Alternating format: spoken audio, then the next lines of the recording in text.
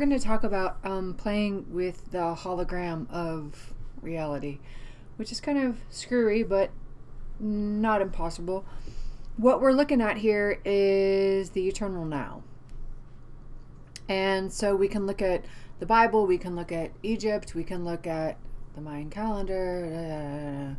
But what we end up with is there's one particle, hello scientists, there's one particle having a conversation with itself, better said, a mirroring of itself in multiple moments in time.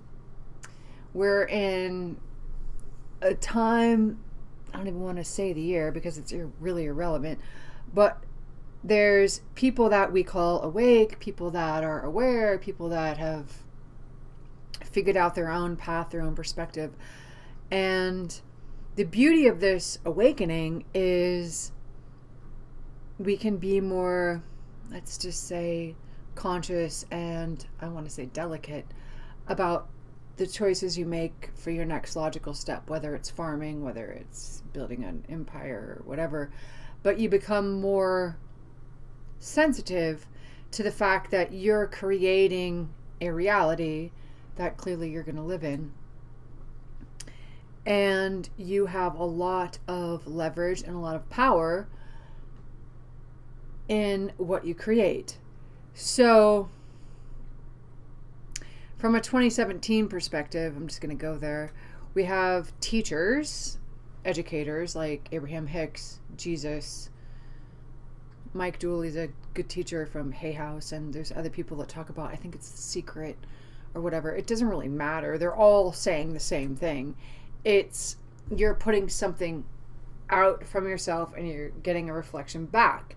And now we have the ultimate reflection, which is YouTube, which is the internet, which is technology, where we're beginning to see we've created these man-made tools that are reflecting back to us what we're reaching for, what we're looking for.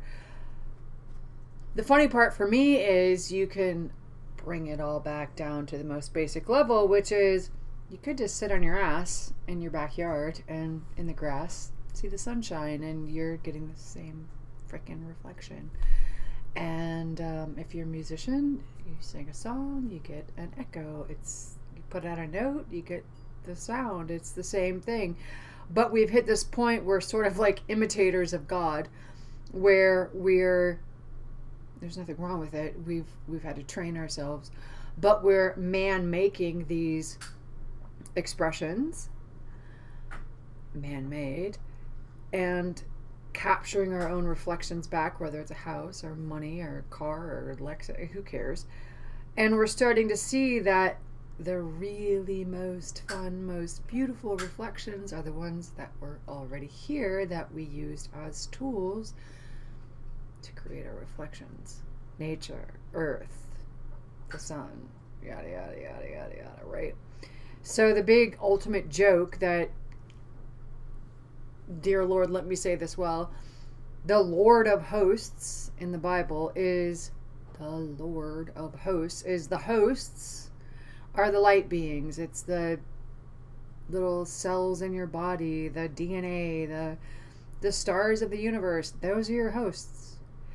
But in a process of awakening and in a process of what people call the second coming of Christ, it's not really a second coming back to earth in as much as it's an awakening up of your own brain to understanding that was naturally already here to begin with is the highest frequency of love.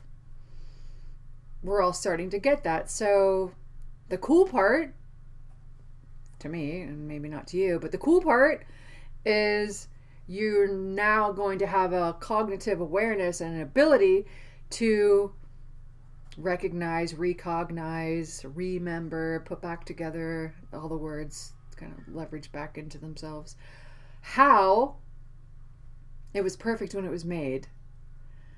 And you can't really improve on perfection as much as humans have tried.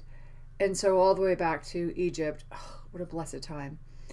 There's these records, the obelisks, the pyramids, the the scrolls, Sanskrit, everything, telling you over and over again that it's just eternal life. You're playing with the same tools, you're playing with the same raw ingredients, the sunlight and the dirt and the water, and your own personal visual perspective and experience of the same things over and over and over again. Eternal life. You can't improve on it, you can't change it, you can't change it. And we're at a time now where people are starting to realize that, like, it's all good. Oh wait, shit, God said that in the Genesis. Damn. On the first day, and then the second day, and then the third day, it's all good. So we're at this point now where we've, like, expanded through the internet, and we've had these reflections of technology, of, you know, basically rebuilding what was already built, which is having conversations with each other and talking and thinking and creating and designing and singing and dancing. Same shit.